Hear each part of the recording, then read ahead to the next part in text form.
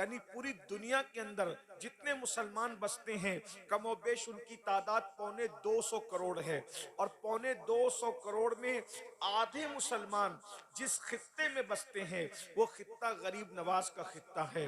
अंदाजा फरमाए, बर्रे सगीर में पूरी दुनिया में जितने मुसलमान बसते हैं, अगर बर्रे सगीर की आबादी को, मुसलमानों की आबादी को जोड़े तो तकरीबन निस्फ आबादी हिंदुस्तान और जो कुर्ब जवार में जो दूसरे ममालिक हैं जो कभी हिंदुस्तान का हिस्सा थे, जिसे हम बर्रे सगीर कह लेते हैं, तो बर्रे सगीर के अंदर जो है निस्फ आबादी जो है तमाम मुसलमानों की आबादी की निस्फ है, आधी आबादी है। और आपने लाखों लोगों को ईमान की दौलत अता फरमाई।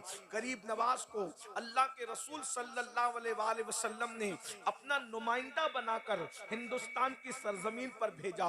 आप अंदाजा फरमाएं कि आखिर कैसी सूरत होगी, कैसी सीरत होगी, कैसा अंदाजे जिंदगी होगा, कैसी गुफ्तगू होगी। पूरी जिंदगी के अंदर एक मुनाजरा भी नहीं हुआ और 90 लाख लोगों की को ईमान की दौलत नसीब हो गई। पूरी जिंदगी के अंदर एक गमला भी नहीं टूटा, 90 लाख लोगों की जिंदगी के अंदर ईमान की शमा रोशन हो गई। पूरी जिंदगी के अंदर किसी की माला भी नहीं टूटी, किसी के चेहरे पे तमाचा भी नहीं लगाया, किसी को तू और अबे तक नहीं कहा, और 90 लाख लोगों को ईमान की दौलत नसीब हो गई। अंदाजा तो फरमाए, अल्लाह अकबर, क्या अंदाजे जिंदगी होगा, कैसी खूबसूरत उनकी जिंदगी होगी। मेरे आका सल्लल्लाहु अलैहि वसल्लम के प्यारे दीवानों, सुल्तानुल हिंद ने हिंदुस्तान की सरजमीन पर मोहब्बतों के जरिए से, प्यार के जरिए से, तालीमात मुस्तफा के जरिए से हिंदुस्तान की जमीन पर इस्लाम फैलाया। एक आसान सी बात मैं आपके सामने रखता हूँ, गरीब नवाज ने अपनी अखलाक के जरिए कैसे इस्लाम फैलाया। एक मर्तबा हिंदुस्तान की सरजमीन पर जब लोगों ने देखा कि लोग जो है वो अपने फरसूदा और जो है वो कदीम और बदतरीन अफकारो नजरियात से तौबा करके सुल्तानुल हिंद की तरफ माइल हो रहे हैं, सुल्तानुल हिंद की तरफ आ रहे हैं, उनके नाने का कलमा पढ़ रहे हैं, दीन में दाखिल हो रहे हैं, लोगों ने बहुत कोशिशें की, बहुत काविशें की, लेकिन फिर जब देखा कि किसी तरीके से कामयाब नहीं हो सकते, तो गरीब नवाज के कत्ल के लिए एक नौजवान को तैयार किया, और नौजवान को तैयार करने के बाद कहा जाओ और उस फकीर को कत्ल कर दो, इसलिए कि जब उसको कत्ल कर दोगे उसका किस्सा तमाम हो जाएगा। मेरे नौजवानों गौर से सुनना, हमेशा याद रखना, ईंट का जवाब पत्थर से नहीं दिया जाता, गाली का जवाब गाली से नहीं दिया जाता, कांटों के मुकाबले में कांटे नहीं बिछाए जाते, नफरतों के मुकाबले में नफरतों का सौदागर नहीं बना जाता। इसलिए कि अगर कांटों के मुकाबले में कांटे बिछाओगे तो जमीन कांटों से भर जाएगी। हम अपने वलियों के आस्थानों पर चादरें तो डालते हैं, फूल तो पेश करते हैं, उनसे हम सीखते क्या है? वल्लाह, अगर हमने अल्लाह वालों से उनकी तालीमात को सीख लिया होता तो नफरतें खत्म हो चुकी होती। जमीन के ऊपर जो है अल्लाह अकबर, ये जो लोगों की जबान से जो है शोले निकलते हैं, लोग बदतरीन तौर पर नफरतों के सौदागर बने हुए होते हैं, ये सारी चीजों का खात्मा हो जाता। मेरे भाई याद रखना, किसी बहुत बड़े मुफक्किर ने कहा था, गंदगी को गंदगी से साफ नहीं किया जाता, गंदगी को पानी से साफ किया जाता है। इसलिए तुम गंदगी मत बनो बल्कि पानी बनो, इसलिए कि गंदगी पसंद इंसान भी गंदगी को पसंद नहीं करता बल्कि पानी का मुतलाशी रहता है। गंदगी बोझ है, पानी जरूरत है। अच्छी तरह याद रखना, लोगों की जरूरत बनोगे तो इज्जत पाओगे। जब पानी नहीं आता तो हिंदू भी दुआ करता है पानी बरस जाए, मुसलमान भी दुआ करता है पानी बरस जाए, सिख भी दुआ करता है पानी बरस जाए, ईसाई भी दुआ करता है पानी बरस जाए। कोई गंदगी को नहीं मांगता, लोग पानी को मांगते हैं। गंदगी को गंदगी से साफ नहीं किया जाता, गंदगी को पानी से साफ किया जाता है।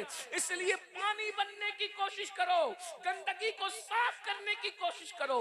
अगर कोई रिश्तों को तोड़ता है, हमें जोड़ने की जरूरत है। कोई हमसे दूर जाता है, हमें उसके करीब जाने की जरूरत है। कोई नफरतों की बोली बोलता है, हमें मोहब्बतों की बात करने की जरूरत है। किसी मुफक्किर ने कहा था, जब नफरतों की और मोहब्बतों की जंग होती है, नफरतें हार जाती है, मोहब्बतें जीत जाती है।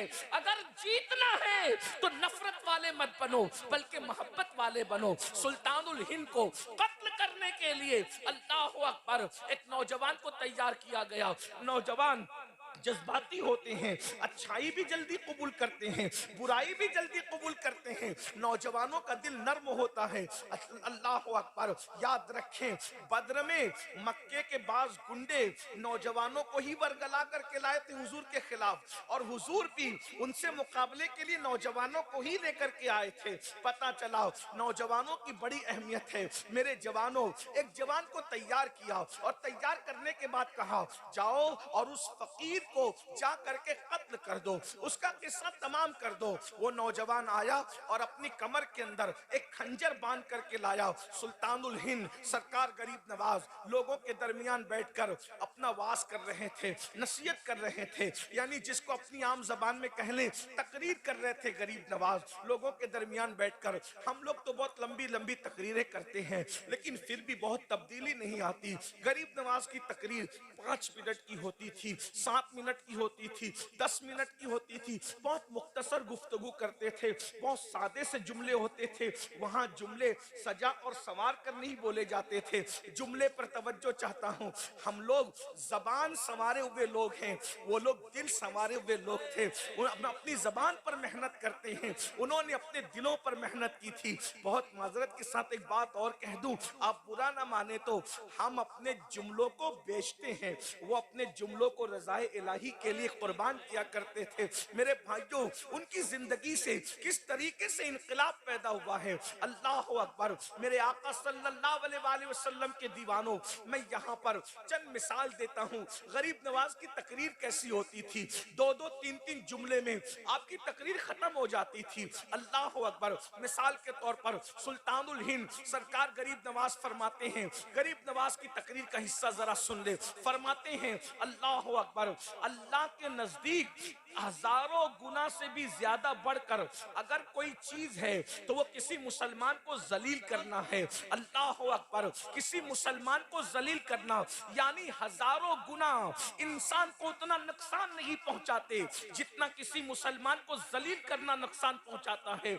मेरे भाइयों, अगर किसी की उल्टी गिनती शुरू होती है तो मुसलमानों को जलील करने की वजह से। अब इसकी तशरीह में थोड़ा 2 जुमले फकीर से भी सुन ले। आप कहते हो ना कि मौलाना मेरी उल्टी गिनती शुरू हो गई, कारोबार बहुत अच्छा चलता था, अब मैं रिवर्स गियर लग गया है, कारोबार अच्छा नहीं चलता, पता नहीं किसने क्या कर दिया है, बेटी को अच्छे रिश्ते नहीं आते, पता नहीं किसने क्या कर दिया है, बहुत परेशान रहता हूँ, पता नहीं किसने क्या कर दिया है, सुकून की नींद नहीं आती है, पता नहीं किसने क्या कर दिया है, बहुत अच्छा नहीं लगता, पता नहीं किसने क्या कर दिया। ओ मेरे भाई, किसने कुछ नहीं किया, तूने किसी मुसलमान को जलील किया होगा, इसलिए तेरी रोजी अल्लाह ने काट दी है, तुझसे अल्लाह ने खुशियां छीन ली है। मेरे भाइयों, आज इस मजमे में बैठकर अपने अमाल का एहतिसाब करो। बताओ, तुम मुसलमानों को जलील करते हो कि नहीं करते, रुस्वा करते हो कि नहीं करते। याद रखना, काबतुल्लाह की हुर्मत से बढ़कर अगर किसी की इज्जत है तो एक मुसलमान की इज्जत है। हजारों हजारों किलोमीटर दूर काबे की तरफ पैर नहीं फैलाते। मैं आपके इस अदब को सलाम करता हूं, बहुत अच्छा करते हो, लेकिन जिसकी हुर्मत काबे से बढ़कर है उसको माँ बहन की गाली देते हो। किस दीन पर अमल कर रहे हो? अल्लाह के रसूल सल्लल्लाहु अलैहि वसल्लम ने ईमान वाले की हुर्मत को काबतुल्लाह से बड़ी फरमाया। फरमाया, ए काबे, तेरी हुर्मत बहुत बड़ी है, जो तेरे इर्द गिर्द चक्कर लगाए उसके गुनाह माफ होते हैं, मगर ए काबा, तेरी हुर्मत से बढ़कर मेरे ईमान वाले उम्मती की हुर्मत है। अगर मुसलमान यही सोच ले कि मोमिन की हुर्मत काबे से बढ़ के है, तो वो क्या किसी मोमिन पे केस करेगा? किसी मोमिन की गीबत करेगा? जब काबे की बुराई नहीं करते तो जिसकी हुर्मत काबे से बढ़कर है उसकी गीबत कैसे करते हो? जब हजारों किलोमीटर दूर काबे की तरफ पैर नहीं फैलाते तो जिसकी हुर्मत काबतुल्लाह से बढ़कर है उसकी बेटी के रिश्ते को गलत बयानी करके क्यों तोड़ते हो? उसकी अच्छी रोजी चलती है तो उसके दुश्मन क्यों बनते हो? उसके खिलाफ मक्र क्यों करते हो?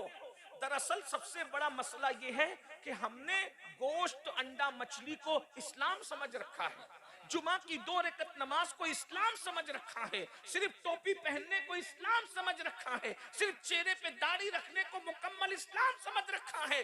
अरे दाढ़ी, टोपी, जुमा की 2 रकत, सबकी अहमियत अपनी जगह है, मगर इस्लाम चंद अरकान का नाम नहीं है। इस्लाम मुकम्मल दीन है, इस्लाम मुकम्मल निजाम हयात है, इस्लाम मुकम्मल तालीम है। इसलिए याद रखना, सिर्फ 2 रकत जुमा पढ़ के कोई कामिल मोमिन नहीं हो सकता जब तक के मुस्तफा जान रहमत के तमाम फरामीन पर अमल न कर ले, मुकम्मल दीन न सीख ले। खुदा की इज्जत की कसम, हमारा दीन इतना खूबसूरत है कि जिस दिन हम इस दीन का प्रचार करेंगे, कोई टीवी चैनल पे बैठकर हमारे मजहब को गाली नहीं देगा, इसलिए कि इतना खूबसूरत दीन किसी के पास नहीं है जितना खूबसूरत दीन अल्लाह ने तुम्हें मुस्तफा जान रहमत के जरिए से अता फरमाया।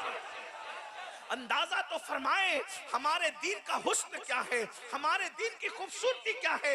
अरब वालों को बताओ तो वो कुर्बान हो जाएं, अजम वालों को बताओ वो कुर्बान हो जाएं।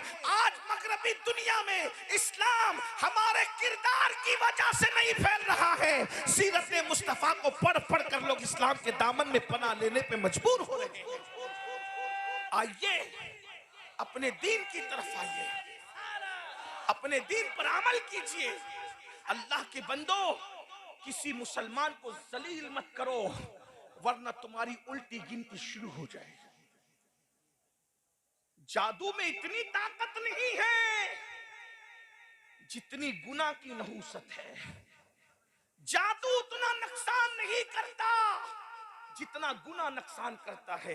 जादू उतना बर्बाद नहीं करता जितना गुनाह बर्बाद करता है। अगर किसी ने जादू किया, मुफ्ती गुफरान साहब से तावीज ले लो, जादू खत्म हो जाएगा। किसी ने जादू किया, मौलाना फरियाद से तावीज ले लो, जादू खत्म हो जाएगा। किसी ने जादू किया, कारी असगर से तावीज ले लो, जादू खत्म हो जाएगा। लेकिन अगर गुनाह की वजह से कुदरत तुम्हें बर्बाद कर रही है तो मुफ्ती गुफरान बचा न सकेंगे, कोई सैयद साहब भी बचा न सकेंगे, कोई पीर साहब भी बचा न सकेंगे। क्या समझते हो गुनाह को? कहने वाले ने कहा है जहां गुनाह है वहां फना है। अल्लाह अकबर। तो सुल्तानुल हिंद की बड़ी बातें हैं। मैं जल्दी जल्दी से अपनी बात को, मैंने पहले ही कहा था मैं लंबी नहीं करूंगा, लेकिन आपका शौक अगर साथ रहा तो कुछ बातें कहने की हिम्मत हो रही है। अल्लाह के बंदो जरा तवज्जो फरमाओ। अल्लाह अकबर। गरीब नवाज फरमाते हैं कि किसी मुसलमान को जलील करने से बड़ा गुनाह दुनिया के अंदर नहीं है, इसलिए किसी को जलील मत करो, किसी को रुस्वा मत करो, किसी को जो है हकीर मत समझो। आजकल पठान कहता है कि शेख हकीर है, शेख कहता है अंसारी हकीर है, अंसारी कहता है मिर्जा हकीर है। मेरे भाई, जो नबी का उम्मती है वो हकीर नहीं हो सकता, इसलिए कि जिसके मुकद्दर में नबी का दामन आ गया हो उससे बढ़ करके वीआईपी कौन हो सकता है। मेरे भाई, डॉक्टर इकबाल ने कहा था, सुन लीजिए, डॉक्टर इकबाल ने कहा था अली के गुलाम कंबर के वुजू का कतरा कैसर जैसे बादशाह के खून से अफजल है। अल्लाह अकबर। जब अली के गुलाम कंबर के वुजू का पानी कैसर बादशाह के खून से अफजल है, जब अली के गुलाम के वुजू के कतरे का ये आलम है, तो मुस्तफा जान रहमत के गुलाम का अंदाजा तो फरमाए, गौर तो फरमाए। इसलिए कोई बिरादरी हकीर नहीं है, कोई सिलसिला हकीर नहीं है, कोई मुसलमान हकीर नहीं है। नबी का जो गुलाम है, हमारा वो इमाम है सैयदना फारूक आजम। जब भी बिलाल को कहते थे, हजरत फारूक आजम अरबी होकर हबशी बिलाल को कहते थे, खानदानी आजाद होकर गुलाम को जो आजाद करता गुलाम था उस बिलाल को कहते थे या सैयदना बिलाल, या सैयदना बिलाल। ए बिलाल, तू मेरा सरदार है, तू मेरा सरदार है। लोग कहते हैं गुलाम को सरदार कहते हो, कहा तुम इसका चेहरा देखते हो और इसके मुस्तफा वाला मैं दिल दे। ये मेरे नबी का आशिक है, इसलिए किसी को जलील मत करो। जलील करने से उल्टी गिनती शुरू होगी। अब आपसे मैं एक बात कहूं, जब आम मुसलमान को जलील करना, तवज्जो भाई, इसको छोड़ दे, हाँ, मोहब्बत है आपकी, मैं इनका बयान सुने, तवज्जो से बयान सुने, गौर से फरमाए। जब आम मुसलमान को जलील करना, तवज्जो, आम मुसलमान को जलील करना हजारों गुना पर भारी है। यानी हजारों गुना करने से वो नुकसान नहीं होता जो एक मुसलमान को जलील करने से होता है। जब एक आम मुसलमान को जलील करना इतना बुरा है, तो जो अपने माँ बाप को जलील करते हैं,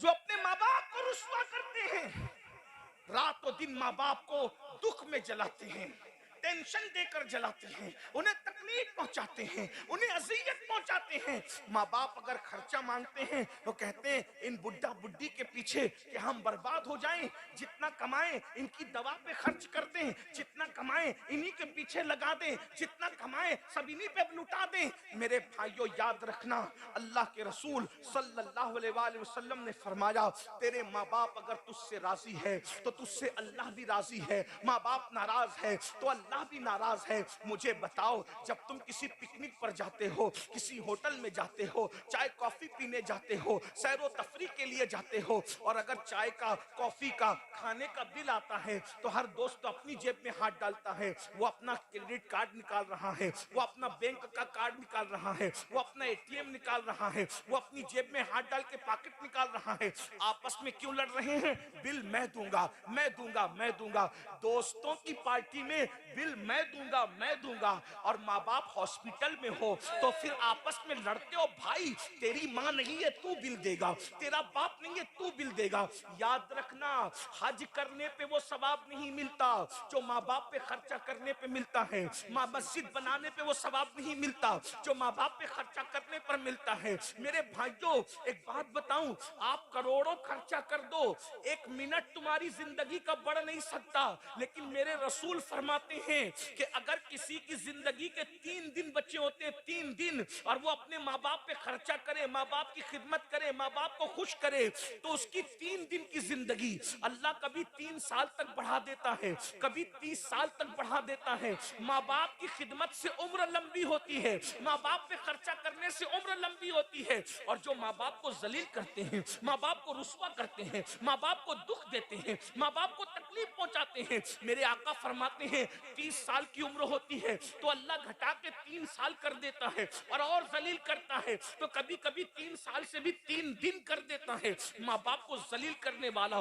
जल्दी मरता है। सूफिया कहते हैं 2 लोग दुनिया ही में अजाब चखते हैं, हर एक का अजाब तो मरने के बाद है, लेकिन 2 लोगों को अल्लाह उस वक्त तक मौत नहीं देता जब तक वो जलील न हो जाए, जब तक रुस्वा न हो जाए। वो 2 लोग कौन है?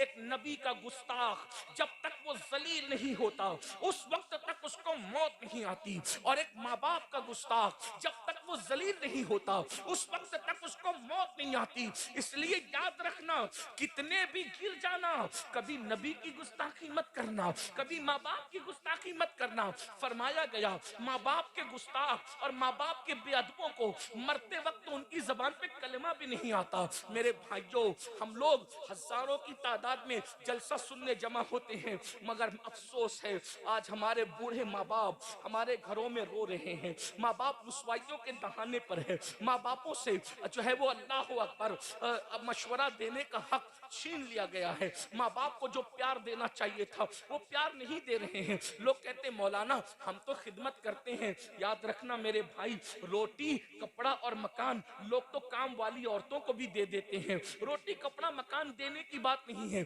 मेरे भाई, रोटी तो लोग कुत्तों को भी दे देते हैं। याद रखना, रोटी देने का मसला नहीं है। इस्लाम में माँ बाप की खिदमत का मतलब यह है कि कम से कम उनको बादशाहों की तरह रखो, कम से कम, और अपने आप को उनका गुलाम तस्वुर करो। अल्लाह अल्लाह, जिस आला हजरत के पड़ोस में रहते हो वो इमाम अहमद रजा अपनी किताब में लिखते हैं कि माँ बाप से बात डायरेक्ट नहीं कर सकते, माँ बाप के आदाब ये हैं, अगर बात करना है तो पहले माँ बाप से इजाजत लो, अगर वो इजाजत दे तो ऐसी बात करो जैसे कोई गुलाम अपने आका से बात करता है। अब आप मुझे बताएं कि हम इस पर, ये भी तो मसलक आला हजरत है, इस मसलक आला हजरत पर कब अमल करोगे। क्या मसलक आला हजरत सिर्फ जलसों के नारों की हद तक है, या अमल के लिए भी है?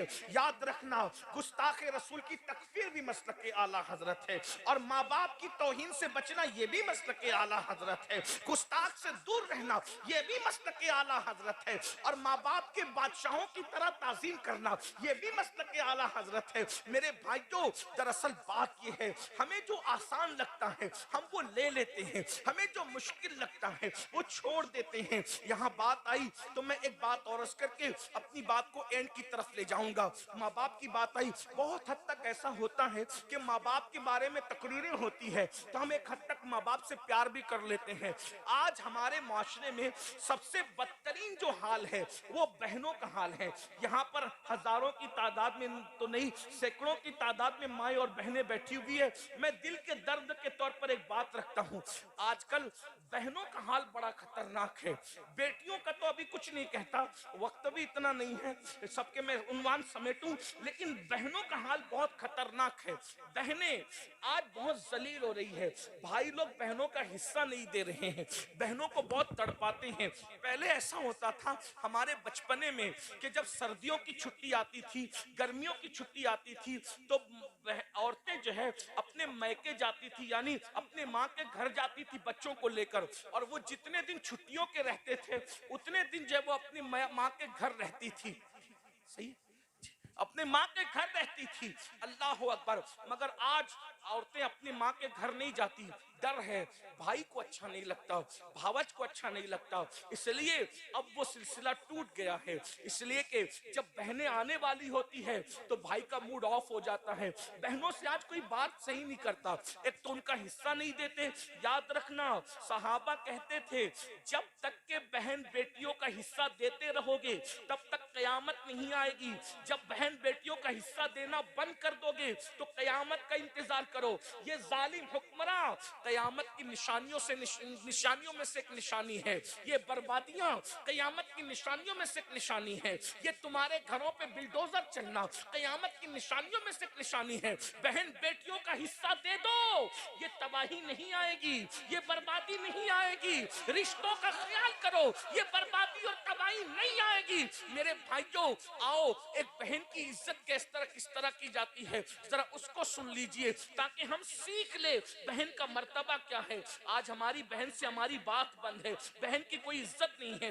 आज जलसों में हम टॉपिक देते हैं लड़कियां मुर्तद हो रही है, क्यों मुर्तद हो रही है? अरे बहन को अगर तूने उसका हक दिया होता, बहन गुर्बत की चक्की में ना पिसती, बहन को तूने प्यार दिया होता। पता है आज बच्चियों को रिश्ते नहीं आते तो भाई उसको जहर की निगाह देखता है, तू जलील है, तू रुस्वा है, तू मनहूस है, इसलिए तुझे रिश्ते नहीं आते। जब उसको भाई का प्यार नहीं मिलता, जब उसको बाप का प्यार नहीं मिलता, जब उसको भावज का प्यार नहीं मिलता, तो वो बच्ची नाचार दूसरी तरफ जो है प्यार की निगाह से दौड़ती है, और वो जालिम लोग उसको जो है सब्ज बाग दिखाकर उसका ईमान छीनने की कोशिश करते हैं। याद रखना, जिस घर में बेटी को प्यार मिलेगा वो बेटी कभी बाहर नहीं जाएगी।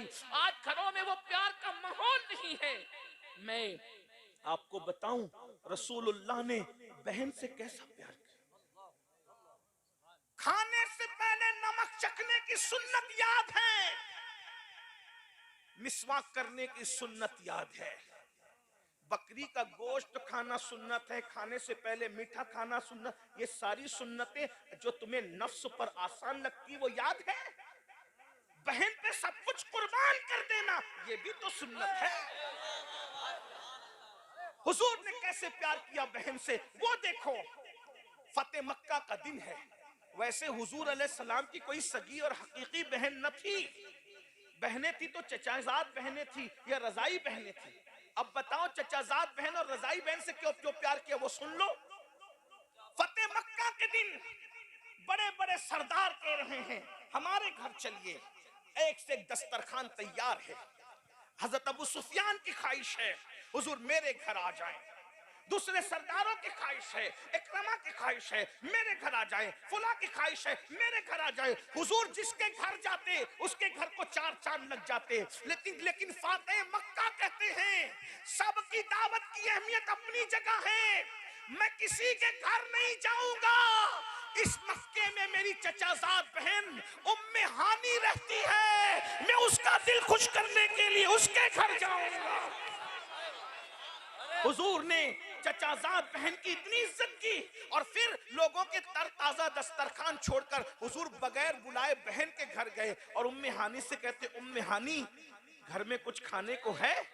उम्मे हानी कहती, या रसूल अल्लाह, मैं तो गरीब हूँ, मेरे घर में बासी सूखी रोटी पड़ी हुई है, अगर चाहे तो वही खा लें। हुजूर ने बहन का दिल खुश करने के लिए, सोचो, हुजूर ने बहन का दिल खुश करने के लिए सूखी रोटी के टुकड़े चबाने शुरू किए तो हुजूर के माथे पे पसीना आने लगा। ये बहन की इज्जत है।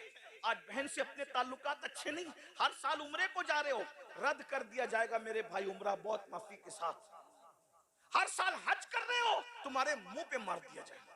मस्जिदें बना रहे हो, जहन्नम में कुचल दिए जाओगे अगर तुमने अपनी बहनों को खुश नहीं किया, अगर तुमने अपने भाइयों को खुश नहीं किया। अरे बहन तो इतनी कीमती होती है कि बहन की वजह से उसके ससुराली रिश्तों से हुजूर ने कितना प्यार किया। जब हुनैन फतेह हुआ, हुनैन की फतह हुई, बसना तो यह कि हुजूर की सीरत नहीं पढ़ी हमने, हर नंगे धड़ंगे पीरों की सीरत हमने गढ़ गढ़ के बयान की, लेकिन जिसकी सीरत को खुदा बयान करता है उसकी सीरत से हम दूर हो। हमारा तो पूरा फोकस सिर्फ करामतों पर है, सीरतों पर हमारा फोकस का। बताइए, बुरा मत मानना, अल्लाह के रसूल सल्लल्लाहु अलैहि वसल्लम हुनैन की जंग में माल गनीमत हाथ आया, बहुत माल हाथ आया। बहन तो फिर बहन होती, बहन हक़जत प्यार करती भाई से। उतने में सहाबा को के पास एक औरत आई और वो औरत आकर बूढ़ी थी, वो आके कहती, किधर है तुम्हारा पैगंबर, मैं उससे बात करना चाहती हूँ। सहाबा ने कहा, तुम ऐसे कैसे कह सकती हो, इस तरह हम अपने नबी के बारे में जुमले नहीं सुन सकते, किधर है तुम्हारा पैगंबर, बात करना चाहती हूँ। तो उस औरत ने कहा, अरे मैं उसकी बहन हूँ, बहन, मैं उससे बात करना चाहती हूँ, बहन हूँ। साहबा ने कहा, उनकी तो कोई बहन हमने नहीं सुना कभी। कहा कि उनसे कहो कि जिस हलीमा सादिया का दूध पिया है उस हलीमा की बेटी रजाई बहन शैमा तुमसे मिलने के लिए आई है। मुसलमानों, बहन की इज्जत तुम क्या जानो, अपनी बीवियों के कान भरने पर अपनी बहनों से बात बंद करने वालों। मैं अपनी माँ और बहनों से कहता हूँ, अपने शौहर को उसकी जन्नत से दूर मत करो। अगर तुमने शौहर को उसके भाइयों से दूर किया, उसकी बहनों से दूर किया, उसके माँ बाप से दूर किया, तो तुमसे बड़ा दुश्मन तुम्हारे शौहर का कोई नहीं है मेरी बहन, क्योंकि तू अपने शौहर को जन्नत से दूर कर रही है। तुम्हें चाहिए जिसका जो हक बनता है वो हक दे दो। तुम अपनी बहनों का भी हक दो और शौहर की बहनों का भी हक दो। तुम अपने माँ बाप का भी हक दो और अपने शौहर के माँ बाप का भी हक दो। माशरा खूबसूरत उसी वक्त तश्कील पाएगा, हक मांगने की बजाय बगैर मांगे लोगों का हक तकसीम करते रहो, माशरा खूबसूरत होता जाएगा। जब अल्लाह के रसूल ने, सुन लो, अल्लाह के रसूल ने जब शैमा का नाम सुना, लोग शीमा भी कहते हैं, शैमा भी कहते हैं, तलफ्फुज़ात के अंदर मैं आपको उलझाना नहीं चाहता, मैं फकीर आदमी हूं, जिस तलफ्फुज से भी आप बोले ठीक है, बात पहुंच जाए। शीमा भी सही, शैमा भी सही, बहरहाल ज्यादा सही उलमा ने फरमाया शैमा है। शैमा का नाम सुना, हुजूर उठ कर आए और उठ कर आकर शैमा को देखा। 50 साल के बाद पहली बार मुलाकात हुई थी, बल्कि और ज्यादा अरसा बीता था। 50 साल के बाद पहली मुलाकात दूध पिलाने वाली माँ हलीमा सादिया की बेटी से हुई थी। मगर जैसे सुना कि ये शैमा है, हुजूर अलैहिस्सलाम ने अपनी चादर अपनी बहन के लिए जमीन पे बिछा दी। हुजूर ने अपनी चादर अपनी बहन के लिए बिछा दी, वो मुज़म्मिल और मुद्दस्सिर वाली चादर। हुजूर बहन की इज्जत बता, दूध पिलाने वाली माँ हलीमा की बेटी रजाई बहन की ये इज्जत है। आज हमारी बहनों को हम जहर की नजर से, जहरीली नजर से, बहनें घरों पे आते हुए डरती है, बहनों भाइयों से बात करते हुए डरती है कि अभी डांट सुन लेगी। नहीं, हम प्यार देने आए, जो प्यार नहीं देता रहमतुल लिल आलमीन से उसका ताल्लुक क्या है। हुजूर ने अपनी बहन के लिए अपनी चादर बिछाई, अपनी बहनों को बुलाओ, अरे बहन का सीना अगर चीर के कोई देख सकता था तो बहनें बताती कि बहन भाई से कितना प्यार करती। भाई बहन से उतना प्यार नहीं करता, लेकिन बहन अपने भाई से बहुत प्यार करती। अल्लाह के रसूल ने अपनी रजाई बहन के लिए चादर बिछाई, शेमा बैठो, बिठा दिया, शेमा बैठ गई। फिर हुजूर अलैहि पहले इज्जत दे के बिठाया, फिर कहा शेमा 50 साल के बाद आई, इतनी देर कर दी तुमने। कहती है या रसूल अल्लाह, या रसूल अल्लाह, ऐसे हालात नहीं थे कि मैं आप तक पहुंचती। मैं आपकी बातें सुनती थी, बातें तो आती थी, लेकिन ऐसे हालात नहीं थे कि मैं आप तक पहुंचती। इतना कहा तो हुजूर ने कहा एक बात बताओ कि तुम ही शेमा हो, इसका सबूत क्या है? कोई गलत बयानी से भी तो काम ले सकता है ना। 50 साल के बाद 50 साल में शेमा जैसी दिखती थी, आज शेमा तो वैसी नहीं दिखती। उस वक्त तो शेमा की उम्र 6-7 साल 8 साल की थी, अब शेमा 50 साल के ऊपर की बुढ़िया हो गई, और तुम ही शेमा हो, इसका सबूत क्या है? बहन बहन होती। कहने लगी या रसूलल्लाह, एक बात बताऊंगी, आपको यकीन आएगा। कहा क्या? कहा एक बात ऐसी है जो सिर्फ आप जानते हैं और मैं जानती हूँ, तीसरा कोई नहीं जानता जमीन के ऊपर। हुजूर ने कहा वो क्या? कहा आप जानते हैं ना, जब आप हलीमा का दूध पीते थे, नन्हे से बच्चे थे, तो मैं आपको गोद में ले लेके इधर उधर फिरती थी, आपका दिल बहलाती। एक दिन मैं आपको खींच के कहीं ले जा रही थी और आप आना नहीं चाहते थे। मैं खींच रही थी, आप आना नहीं चाहते थे। मैं खींच रही थी, आप आना नहीं चाहते थे। तो उस वक्त आप मुझ पे नाराज हो गए बचपन में, और नाराज होकर आपने मेरे कंधों के नीचे दांत काटा था। ये आपको पता, मुझे पता है, तीसरा किसी को नहीं पता। हुजूर, ये आपके दांतों की शान है कि उस वक्त जो आपने मेरे कंधों पे दांत काटा था, उसका निशान अब भी मेरे कंधों पर निशाने मोहब्बत की शक्ल में मौजूद है। हुजूर ने सुना, इतना हंसी अपनी शान के मुताबिक कि हुजूर की दाढ़ी नजर आई। हुजूर को अपना खूबसूरत मासूम बचपना याद आ गया। अल्लाह अल्लाह, वो बचपने की फबन, उस खुदा बाकी सूरत पे लाखों सलाम। हुजूर को अपना बचपना याद आया, इतना हंसे अपनी शान के मुताबिक के दाढ़ नजर आई। फिर हुजूर ने फरमाया कि हालात कैसे हैं? बहन ने हालात बताए, हुजूर रो पड़े और फिर सहाबा के पास आए। अब सुनना, बहन के लिए क्या कुर्बानी दी। सहाबा के पास आए, फरमाया जितना माले गनीमत अपने हिस्से में आया है, चूंकि अब ये हुनैन वाले मेरी बहन के ससुराली रिश्तेदार होते हैं। देख रहे, ये हुनैन वाले ये मेरी बहन के ससुराली रिश्तेदार होते हैं। क्या मेरी मोहब्बत में मेरी बहन की वजह से तुम इनका माले गनीमत लौटा सकते हो? सहाबा फिर सहाबा फिर उन्होंने कहा या रसूल अल्लाह, हम भी आपके हैं, हमारा माल भी आपका है, अगर आपकी खुशी इसी में है तो हम अपना सब कुछ आपकी बहन पे कुर्बान करते हैं। और वो माले गनीमत वापस कर दिया गया। और फिर हुजूर ने बहन को कहा एक काम करो, हालात अच्छे नहीं है, मेरे घर चलो, मेरे साथ रहना, मैं तुम्हें अपने पास रखूंगा, मेरे साथ रह। अब बताओ, तुम मेरे साथ मदीने चलोगी या अपनी ससुराल जाओगी? शरीफों की बेटियों के फैसले यही होते हैं। कहा या रसूल अल्लाह, मुझे आपके साथ रहने से ज्यादा अच्छा ये लगेगा कि मैं अपने शौहर के घर जिंदगी गुजारूं, तो मैं अपने शौहर के घर वापस जाऊंगी। फिर आती जाती रही हुजूर से मिलने के लिए, और जब भी आती थी हुजूर उनको बहुत नवाजते थे। बिलाखिर बुजुर्गों ने फरमाया कि मदीने मुनव्वरा में उनका इंतकाल हुआ और जन्नतुल बकी में उनके मजार के बारे में बताया जाता है। ये बहन की बात है, ये तो बहन की ताजीम हो गई। आखिरी बात के तौर पर, अगर बहन की इज्जत न की, अगर बहन की इज्जत न की, बहन के साथ अच्छा सुलूक न किया, तो क्या होगा? आज से तकरीबन 1000 साल से जायद पुराने बुजुर्ग है, बहुत बड़े बुजुर्ग, हजरत फकीह अबू लैस समरकंदी हनफी, वो अपनी किताब में लिखते हैं, ध्यान से सुनना, वो अपनी किताब में लिखते हैं कि एक अजम के बहुत बड़े वली थे, बहुत बड़े बुजुर्ग थे, उनको अल्लाह की इबादत से बहुत प्यार था। तो उन्होंने क्या किया, अजम छोड़ा। अजम कहते हैं अरब के अलावा जितना खित्ता उसको क्या कहते हैं? अजम कहते हैं।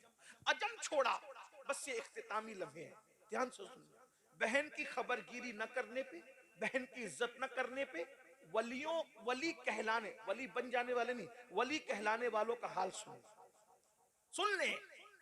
बहुत हल्के में मत लो बहनों को, भाइयों को, रिश्तों को हल्के मत लो। अल्लाह फरमाते वत्तकुल्लाह अल्लज़ी तसाअलून बिही वल अरहम, इन्नल्लाह काना अलैकुम रकीबा, रिश्तों के मामले में अल्लाह से डरते रहो, और पेट के रिश्तों के बारे में खास तौर पे से डरते रहो, रिश्तों का ख्याल करो। ये रिश्ते कहाँ के? जो रिश्ते हम बनाते हैं उसका बड़ा ख्याल है, जो रिश्ते अल्लाह ने बनाए हैं उसका कोई ख्याल नहीं। जो रिश्ते अल्लाह ने बनाए उसका ख्याल करो ना, जो तुम बनाते हो उसका भी ख्याल करो, जो अल्लाह ने बनाया उसका ज्यादा ख्याल करो। तो वो अजम से हिजरत करके मक्का चले गए, पूरी रात तवाफ करते, तिलावत करते, इबादत करते। उनकी इबादतों का शोहरा पूरे मक्के में गूंज उठा। अजम से एक वली आया है, एक अल्लाह वाला आया है, इबादत इबादत इबादत, सिर्फ इबादत करता है। एक ताजिर थे मक्के के, उनको सफर पे जाना था।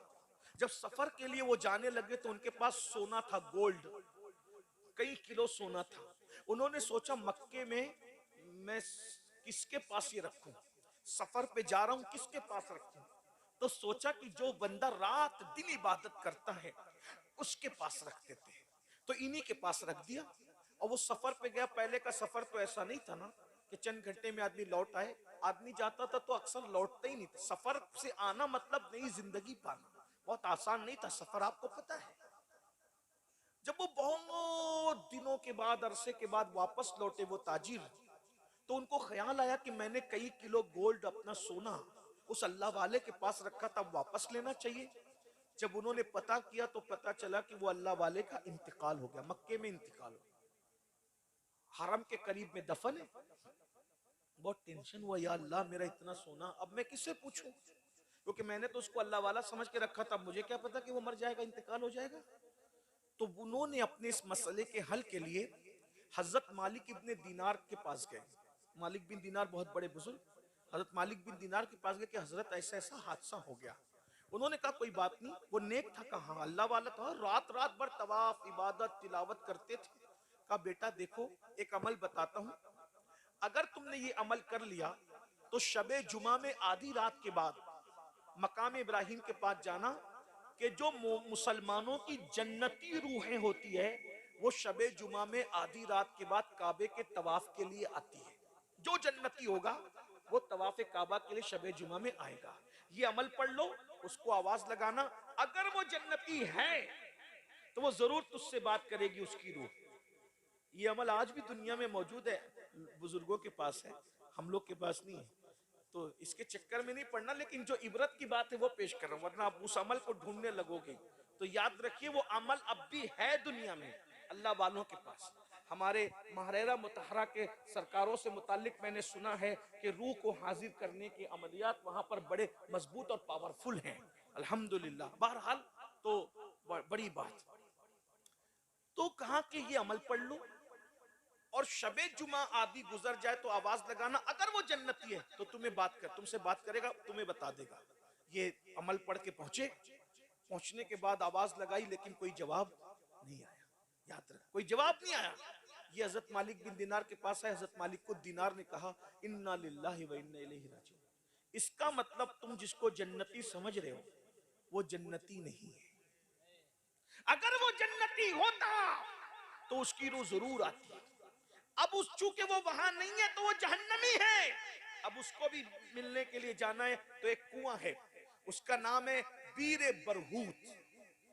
बीरे बरहूत जो फुला फुला मुल्क में, वहां जाओ, ये अमल पढ़ के जाओ, अब उसकी रूह तुमको वहां मिलेगी। मरता क्या ना करता, कई किलो गोल्ड सोने का मामला था। वो बीरे बरहूत पर गया, आधी रात के बाद हिम्मत की दाद देनी चाहिए, और वहां आवाज लगाई तो उसकी आवाज आई। देख लो, रात रात भर तवाफ के बाद, रात रात भर तिलावत के बाद, रात रात भर नमाजों के बाद, नवाफिल के बाद, मक्के में दफन होने के बाद जन्नत नहीं मिली। जन्नत नहीं मिली क्योंकि शैतान की आदत है फराइज और वाजिबात से हटाकर नवाफिल में उलझा देता है इंसान को। पहले फराइज और वाजिबात है, नवाफिल का बाद में मर्तबा है। मेरे भाइयों, आज हम भी उसी में उलझे हुए हैं। जब वहां पर आवाज लगाई, उन्होंने आवाज दी, कहा ए अल्लाह के बरगजीदा बंदे, मैं तो तुम्हें नेक समझता था, मेरे गोल्ड को, ताजिर था, बोला मेरे गोल्ड को, मेरे सोने का क्या हुआ? तो कहा कि मैं खयानत करने वाला नहीं, मैंने तुम्हारे सोने को अपने घर के जीने के नीचे दफन किया है, जाओ और अपनी अमानत ले लो। उन्होंने कहा बहुत अच्छा, आप वाकई नेक है, इतने अमानतदार हैं। आपसे एक सवाल करता हूं, इतने नेक होकर जहन्नम में कैसे आ गए? तो उन्होंने कहा सारी इबादत धरी के धरी रह गई, एक गुनाह की वजह से जहन्नम में आ गया हूं, बस एक गुनाह है। अब वो क्या गुनाह हुआ आपसे? कहा गुनाह ये हुआ कि मैं इबादत के शौक में अजम छोड़कर अपना वतन छोड़ के मक्का आ गया। एक बहन थी, पलट के मैंने कभी उस बहन की खैर खैरियत भी नहीं पूछी, बहन की कभी खैर खैरियत नहीं पूछी।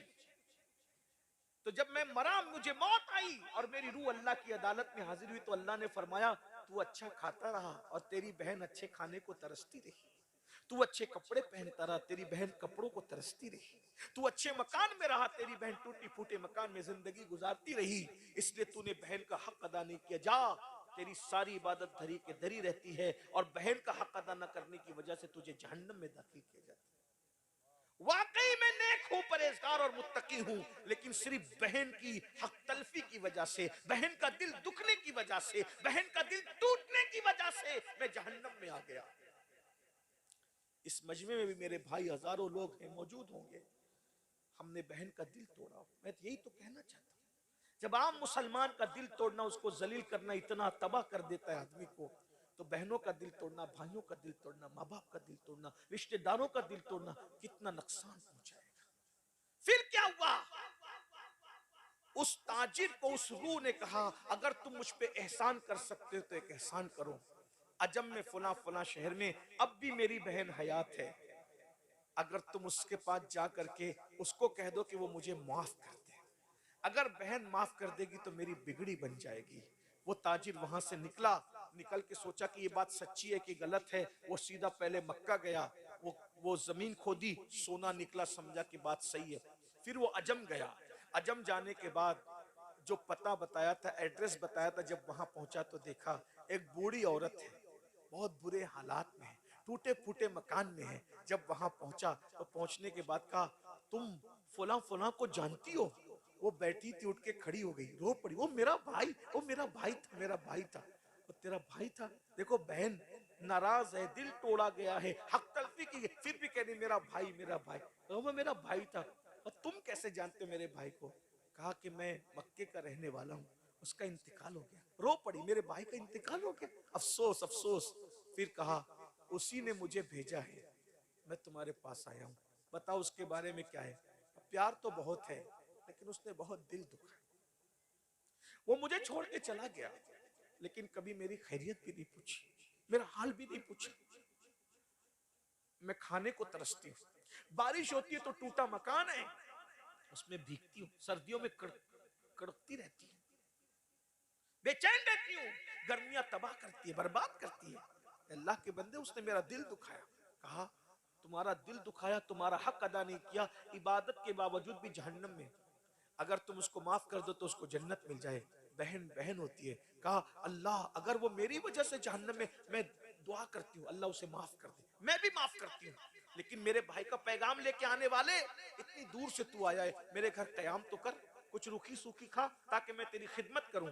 वो बुजुर्ग, वो ताजिर कहता है मैं खा के सोया तो मैंने ख्वाब में क्या देखा कि वो बुजुर्ग जन्नत के बागों में टहल रहे हैं और कहते हैं अल्लाह तुझे जज़ाए खैर अता फरमाए, तूने मेरी बहन से माफी तलाफी करवा दी, इधर बहन ने माफ कर दिया, उधर अल्लाह ने मुझे जन्नत अता फरमा दी। ये है मेरे भाइयों। ये तो गरीब नवाज का मलफूज पढ़ रहा था, अब बात समेट लो। तो गरीब नवाज सरकार कहते हैं मुसलमान को जलील करना जितना बड़ा गुनाह है उतना बड़ा कोई गुनाह नहीं। इस तरह गरीब नवाज कभी कहते हैं, क्या कहते हैं, फरमाते अल्लाह तक पहुंचने का रास्ता, सुन ले खूबसूरत जुमला गरीब नवाज का, अल्लाह तक पहुंचने का रास्ता लोगों के दिल से होकर के गुजरता है। लोगों, जब तक लोगों के दिल खुश नहीं करोगे तुम कभी अल्लाह वाले नहीं बन सकते। लोगों का दिल खुश करो, लोगों का दिल खुश करो, याद रखिए। हाँ, लोगों का दिल खुश करो, लोगों के दिल मत तोड़ो, लोगों को तकलीफ न पहुंचाओ। बहरहाल गरीब नवाज ऐसी तकरीर कर रहे थे अपने अंदाज में। तकरीर खत्म हो गई, तकरीर खत्म होने के बाद गरीब नवाज ने सबको मुस्कुरा के देखा, और मुस्कुरा को देख करके गरीब नवाज फरमाते हैं कि भाई सबने का काम हो गया। सबने का हो गया भाई, सबका काम हो गया, एक बंदे का काम अभी बचा है। सुन लीजिए क्या अखलाक है मेरे मुर्शिद गरीब नवाज। एक बंदे का काम बचा है। तो सबने परेशान होकर कहा किसका काम? तो उस जवान की तरफ मुखातिब हुए कहा भाई सबका काम हो गया, तुम भी तो अपना काम कर लो। उसने कहा मेरा क्या काम था महाराज? कहा तुम खंजर कमर में बांध कर मुझे कत्ल करने आए थे ना, तो उठो और कत्ल कर लो, अपनी मुराद तुम भी पूरी कर लो। पता चला दयारे गरीब नवाज वो गरीब नवाज का दर है कि वहां कातिल को भी महरूम नहीं किया जाता। कहा जाता है आयो कत्ल करने तो हमें भी कत्ल कर लो। जान लेने आए हो ना तो जान ले लो।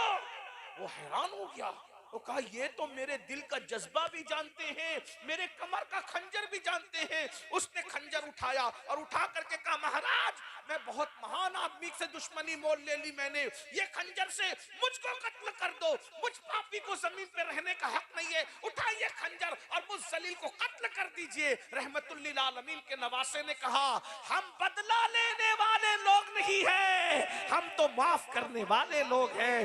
जा मैं तुझे माफ करता हूँ, आज के बाद ऐसी गलती मत करना जा। उसने कहा अब कहां जाऊं महाराज, मैं तो आपके कदमों में रहने के लिए आया हूं। और कदम पकड़ के कहा जिस मोइनुद्दीन के अखलाक का ये आलम है तो इसके नाना मोहम्मदुर रसूलुल्लाह के अखलाक का आलम क्या होगा।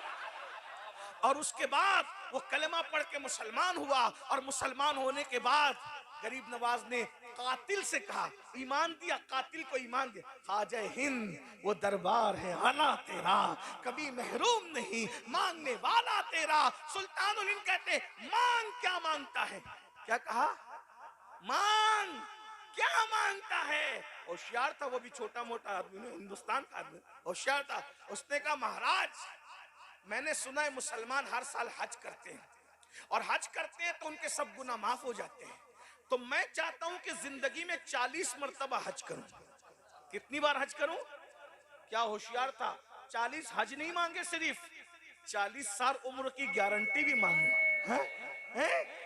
भाई जब 40 हज करेगा तो जिंदा 40 साल तक रहेगा तो हज करेगा। हज रोज रोज थोड़ी होता है, हज तो साल में एक बार होता है। हैरत है वो नौ मुस्लिम को समझ आ गई थी, ये 8 साल सहारनपुर में पढ़ने वालों को समझ कब आएगी? बताया ना, वो नए नए मुसलमान अभी ना कोई जलसा सुना कोई तकरीर सुना, उसको पता है कि नबी का बेटा हज की दुआ देगा तो मैं हाजी भी बन जाऊंगा, और उम्र की दुआ देगा तो अल्लाह मेरी उम्र भी दराज कर देगा। अरे गैर मुस्लिम का बच्चा मुसलमान हुआ तो उसको इतनी समझ आ गई, ये मौलवी का बच्चा कब सुनेगा? जरा बताया तो सही ना। फिर आप कहते हैं कि किसी को कुछ ना कहा करें, चलिए हम किसी को कुछ नहीं कहते लेकिन अपनी बात तो रख सकते हैं भाई, हैं? जरा बताइए ना। हाँ वो कुछ नहीं दे सकते, मैंने कहा हकीम दवा दे सकता है, हाकिम दाद दे सकता है, वो क्यों कुछ नहीं दे सकते? तो बरेली का कलंदर कहता है हाकिम हकीम दाद दवा दे ये कुछ ना दे, हाकिम हकीम दाद दवा दे ये कुछ न दे, मरदूद ये मुराद किस आयत असर की है? मरदूद ये मुराद किस आयत असर की? ये कहां से लाए तुम? हकीम दवा दे सकता है, हाकिम दाद दे सकता है, क्या अल्लाह का महबूब तुम्हें कुछ नहीं दे सकता? हम तो हमारा तो अकीदा है खल्क के हाकिम हो तुम, रिस्क के कासिम हो तुम, तुमसे मिला जो मिला तुम पे करोड़ों दुरूद, और उनके जो नायब हैं फिर वो भी अता करते हैं। अरे कितना अता करते हैं ये तो एक अलग सा उन्वान है, लेकिन देते हैं। कुछ लोग कहते हैं नहीं देते, मैंने कहा सही कहा। सुन्नी कहता है देते हैं, कहा सही कहा। तो कुछ लोग कहते हैं ओ तू सुलह कुल्ली तो नहीं हो गया? दोनों को सही कह रहा है। मैंने कहा नहीं, सुलह कुल्लियत को तो आग लगे, अल्हम्दुलिल्लाह हम फिक्र रजा के वारिस हैं। लेकिन बात जो है वो है, दोनों की सही है। वो कहता है नहीं देते, मैंने कहा सही कहा। वो कहता है, सुन्नी कहता है देते, उसको नहीं मिला तो वो कहता है नहीं देते, मैंने कहा सही कहा। सुन्नियों को मिला, मैंने कहा बिल्कुल मिला, सही कहा। मुझे भी मिलता है, बहुत मिला, झोलियां भर गई सबकी कोई खाली न गया। हो के मायूस तेरे दर से सवाल ही न गया, झोलियां भर गई सबकी कोई खाली न गया। ख्वाजा हिंद वो दरबार है आला तेरा, कभी महरूम नहीं मांगने वाला तेरा। मुहद्दिस आज़म कहते हैं कि तुम्हारे दर की करामत ये बारहा देखी, तुम्हारे दर की करामत ये बारहा देखी। गरीब आए थे और बन गए गरीब नवाज, गरीब आए थे और अरे अकबर जाके वहां बेटा मांग रहा है, अकबर जाके बेटा मांग रहा है, अरे लोग जाके वहां तख्त मांग रहे, हुकूमत मांग रहे, मिलने वालों को मिला ना भाई, इनको नहीं मिला। तो कहा क्यों नहीं मिला? मैंने कहा ऐसे ढुलमुल यकीन लोगों को नहीं मिलता, जब यकीन पक्का करके मांगो तो बिल्कुल मिला करता है। आज भी मिल रहा है, अता कर। एक वाकया याद आ गया, अर्ज कर दूं, बात सुन ले। ये अल्लामा निजामी हमारी जमात के बड़े आलिम बयान करते थे, बहुत मजे लेके बयान करते थे।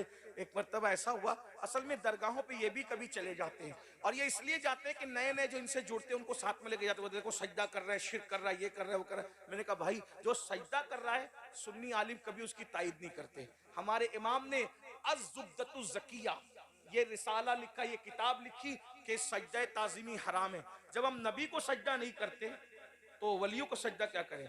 मेरे इमाम कहते हैं पेशे नजर वो नौबहार, सजदे को दिल है बेकरार, रोकिए सर को रोकिए, हाँ यही इम्तिहान है।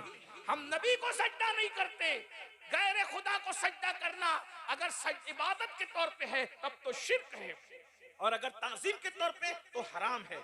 लेकिन भाई सजदा नहीं करते, चौखट चूमने को ये मौलवी जबरदस्ती सजदा कहता है। तो फिर हुजूर मुफ्ती आजम कहते हैं संगे दरे जाना पर करता हूं जबी साई, सजदा न समझ नजदी सर देता है नजराना।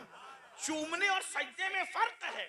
अगर चूमने ही को सजदा समझ लिया जाए तो फिर इस जुर्म में हम अकेले नहीं है, मौलवी साहब आप भी शरीक है, और हम तो चौखट चूम रहे, आप क्या क्या चूमते हो? ये बात मिंबर पे कहने की नहीं है, मगर बात तो फिर बात है ना, बात तो फिर बात है। अगर चूमना ही शिर्क है तो फिर इस शिर्क से कौन महफूज है? ऐसी बात न कहा करो। तो बहरहाल कोई मौलवी चला गया और अपने चंद साथियों को लेके कि बताएं कि यहाँ ये होता है, वो होता है, वो होता है, बताएं। बहरहाल हुआ ये, तो वहां पर एक फकीर था, सोटा लेकर के घुमा रहा था। वहां के फकीरों के मांगने का स्टाइल भी बड़ा यूनिक है। बहरहाल मैं सिर्फ मांगने की बात कर रहा हूँ, दूसरी किसी बात की तायद नहीं कर रहा हूँ। वो कहता दे दे खाजा, दे दे खाजा, दे। वो जो अंदाज उन लोग का बड़ा प्यारा अंदाज, मांगने का एक अंदाज होता है, अदाएं होती है, वो दे और फिर कह रहा पूरी 5 रुपए की नोट लूंगा खाजा, उससे कम नहीं लूंगा खाजा। और वो घूमता जा रहा है, बोलता जा रहा है। ये बेचारा उसी जमात का, वो देखता है, घूरता है, अरे अल्लाह से मांग, और वो कहता दे दे खाजा दे। हालांकि गरीब नवाज को अल्लाह का बंदा समझकर अल्लाह के इज्न से देने वाला मांगना, मान करके मांगना कोई शिर्क नहीं है।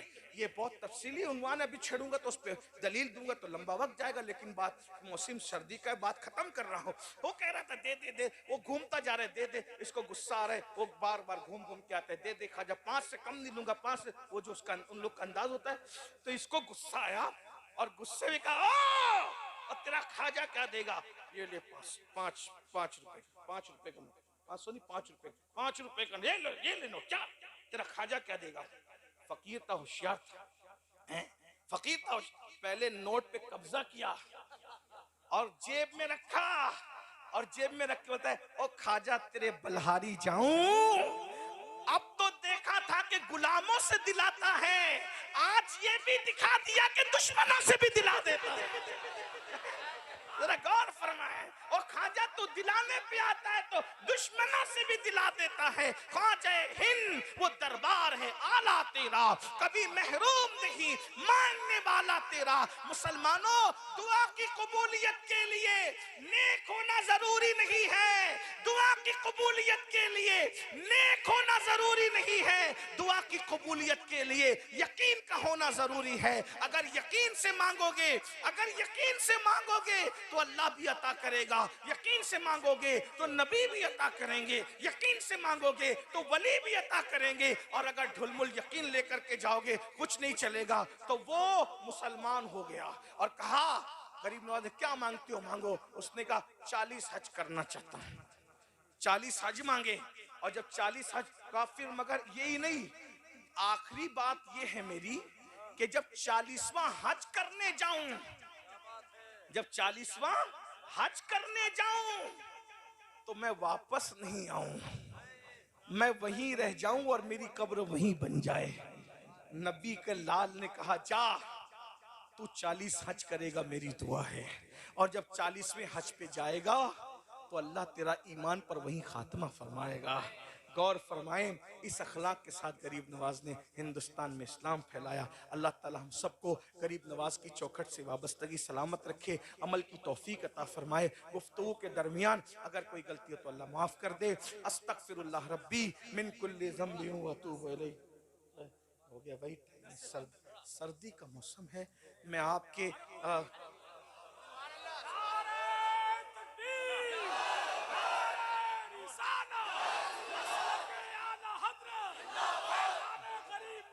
चले चले हमारे उलमाए किराम आप सबकी 5 मिनट और सुन लें। 5 मिनट सुल्तानुल हिंद आज भी देते हैं। सुल्तानुल हिंद आज भी, असल में एक वाक्य आपकी सीरत में लिखा हुआ है। सुल्तानुल हिंद सरकार गरीब नवाज की चौखट पे एक हाफिज जी पहुंचे और पहुंचने के बाद तिलावत करते हैं, दीजिए सरकार, दीजिए सरकार। असल में उलमा हुफ्फाज अहले इल्म लोग जरा अदब से मांगते हैं, उनका अपने मांगने का एक स्टाइल होता है, अंदाज होता है। दीजिए। एक दिन गुजरा, 2 दिन गुजरा, 3 दिन गुजरा, कुछ जवाब ही नहीं आ रहा है। ऐसे में एक नचनिया, नाचने वाला डिंग डांग करते हुए आया, देखा जा देखा जा। उसी वक्त तो उसकी मुराद पूरी हो गई। हाफिज जी ने देखा और ये डिंग डांग करते हुए आया और देखा जा बोला और इसकी मुराद पूरी हो गई। और मैं हफ्ते भर से बैठा हुआ यहाँ तिलावत करके कह रहा हूँ, सरकार दीजिए ना, सरकार दीजिए ना, तवज्जो ही नहीं है मेरी तरफ। हाफिज जी को गुस्सा आया, कुरान उठाया, उस कुरान को बंद किया, ताक में रखा और ताक में रखकर गरीब नवाज की चौखट पे उंगलियां पटकी, चौखट पे उंगलियां मारी और उंगलियां मार के कहा, गरीब नवाज आपके यहाँ इंसाफ नहीं है। वो आया डिंग डांग करते हुए नचनिया, चंद सेकंड में उसकी मुराद पूरी कर दी। और मैं हफ्ते भर से पड़ा हुआ, कोई तवज्जो ही नहीं। अब मैं जाता हूँ, कभी नहीं आऊंगा, आपके यहाँ इंसाफ नहीं है, आप इंसाफ नहीं करते।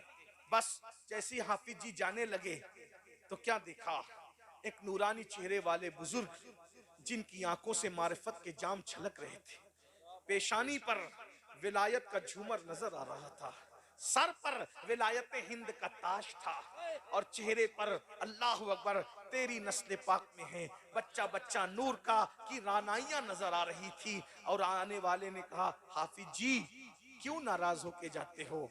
कहा इनके यहाँ इंसाफ नहीं है। वो आया डिंग डांग करते, उसके चंद सेकंड में मुराद पूरी कर दी। हफ्ते भर से पढ़ा हूं, सुनते ही नहीं, अब मैं जा रहा हूं। ताने वाले ने बड़ी संजीदगी से कहा, हाफिज जी नाराज मत होइए, जाइए, अल्लाह आपकी मुराद भी पूरी कर दे, अल्लाह आपकी मुराद भी पूरी। कहा इन्होंने नहीं की, आप कौन है जनाब मुराद पूरी करने की बात करने वाले? तो कहा जिस मोइनुद्दीन की चौखट पे आए हो ना, वही मोइनुद्दीन मैं हूं। तुम्हारी मुराद भी पूरी की है और तुमको ज़ियारत भी अता की है। जाओ हाफिज जी जाओ, तुम्हारी मुराद भी पूरी हो गई। फिर कहा कदम पकड़ के, सरकार इतनी देर क्यों की, इतनी देर क्यों की? उसको जल्दी, मुझे देर से। कहा हाफिज जी तू बेसब्र है? दरअसल बात यह है कि उस नचनिया की आवाज मुझे पसंद नहीं थी और वो भी पसंद नहीं था। जब उसने कहा दे दो तो मैंने सोचा कि दूसरी बार कहने से बेहतर है इसको दे दो ताकि ये भाग जाए, ये चला जाए, इसको मिलेगा ये चला जाएगा। लेकिन तू कुरान पढ़ता था ना, तेरा कुरान पढ़ना मुझे बहुत पसंद आता था, तो मैं देने में देर करता था कि जितना रोकूंगा उतना ज्यादा तू कुरान ज्यादा पढ़ता रहेगा, तेरी आवाज में सुनता रहूंगा। पता चला जो पढ़ते हुआ सुना जाता है, मर के मिट्टी में मिल जाने वाला मत समझना। अल्लाह के बंदू अकीदा दुरुस्त रखो। वो जलवे भी देखोगे जो हाफिज जी को दिखाया, ज़ियारत भी करोगे जो हाफिज जी को कराया। आप क्या समझते, इमाम अहले सुन्नत आला रहमा फरमाते हैं, मेरी आंखों में डॉक्टर ने कहा कि पानी उतर आएगा, गरीब नवाज की चौखट की मट्टी लेकर के लगा ली, जिंदगी में कभी पानी नहीं उतरा।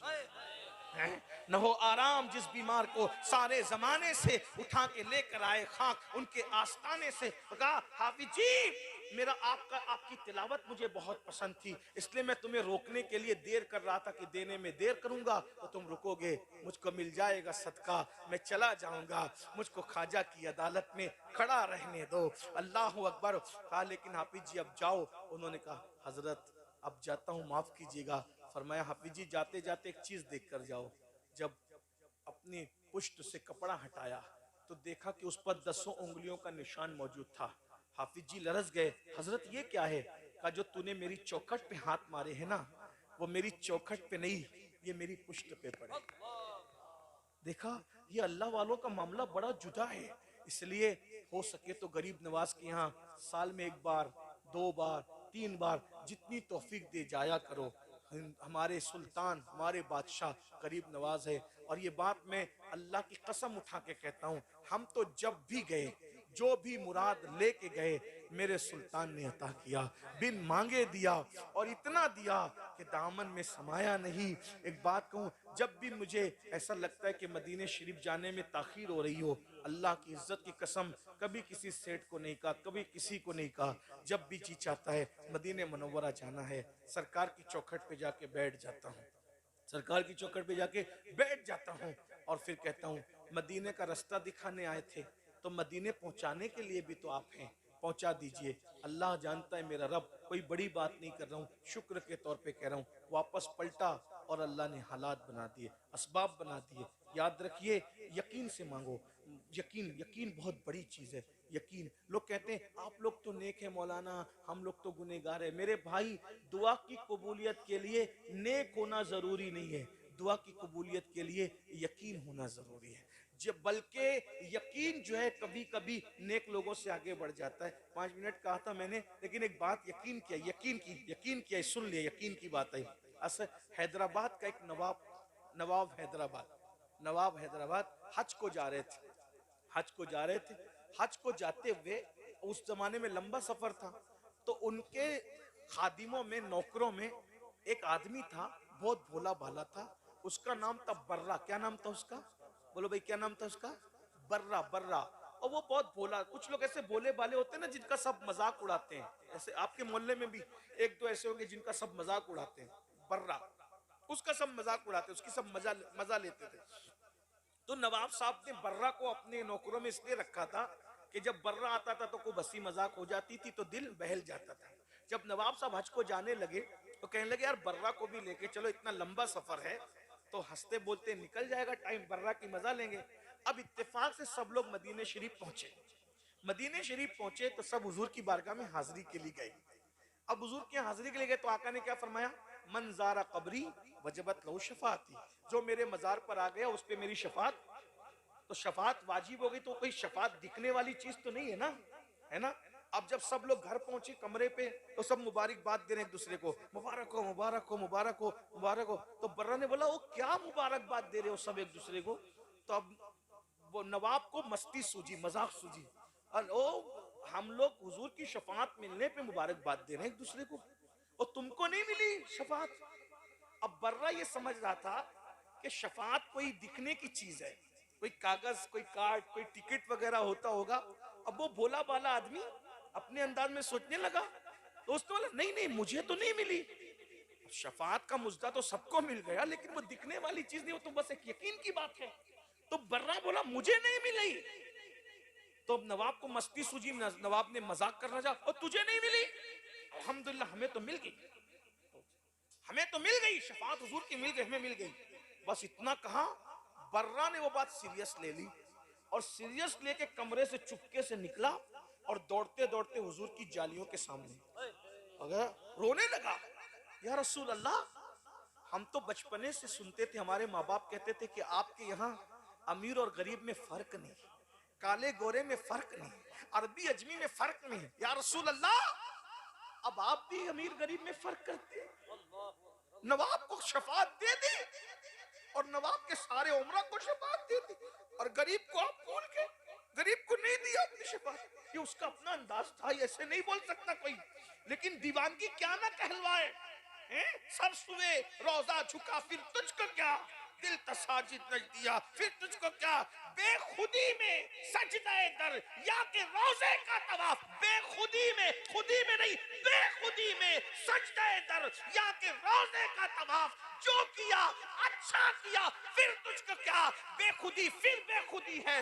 बर्रा पर बेखुदी तारी थी, बेखुदी में कह रहा था, खुदी में तो नहीं कह सकते, बेखुदी। आपने नवाब को दे दी शफात, बर्रा जैसे गुलाम को आपने शफात नहीं दी, मैं मर जाऊंगा यही, मुझे भी दीजिए, अब भी दीजिए, अभी अता कीजिए, वरना सर दीवार से टकरा कर मर जाऊंगा, नहीं जाऊंगा मुझे। अब वो सोचा था शफात कोई दिखने की चीज है, अब जैसी तलब वैसी अता है, जैसी तलब वैसी अता। जब बर्रा ने कहा उसकी अपनी सोच के मुताबिक कि कोई सबूत मिलेगा, जब बर्रा रो रो के कहने लगा मुझे भी दो, उनको दिया मुझे भी दो, तो फिर बर्रा ने देखा सुनहरी जालियों से हाथ निकला। हाय हाय हाय, बर्रा ने, ये यकीन है, यकीन वाले कहां से चले कहां पहुंचे, जो अहले शक हैं अगर में मगर में रहते हैं। बर्रा ने देखा गोरा गोरा खूबसूरत हाथ सुनहरी जालियों से निकला और निदाई, बर्रा ये ले तेरी शफात का वादा है। बर्रा ने वो कार्ड लिया, वो चिट्ठी ली और लेकर के खूब नाचते कूदते उछलते कूदते, हमें भी मिल गई, हमें भी मिल गई, हमें भी मिल गई। और उसके बाद जब आया तो नवाब ने कहा ओ क्या मिल गई, कहा देखो हमें भी शफात मिल गई। कहा क्या, जब वो रुक्का देखा तो लिखा था ये मोहम्मदुर रसूलुल्लाह की तरफ से है, बर्रा से हम शफात का वादा करते हैं। तब उनकी आंखों में आंसू आ गए, बर्रा अक्ल वाले पीछे रह गए, इश्क और यकीन वाला कहां से कहां हुआ है। ये है यकीन की बरकत भाइयों, यकीन से मांगो, यहाँ भी मिलेगा वहां भी मिलेगा। अल्लाह पाक हम सबको तौफीक बख्शे। गुफ्तगू के दरमियान कोई गलती हो तो अल्लाह माफ कर दे। वमा अलैना इल्लल बलाग।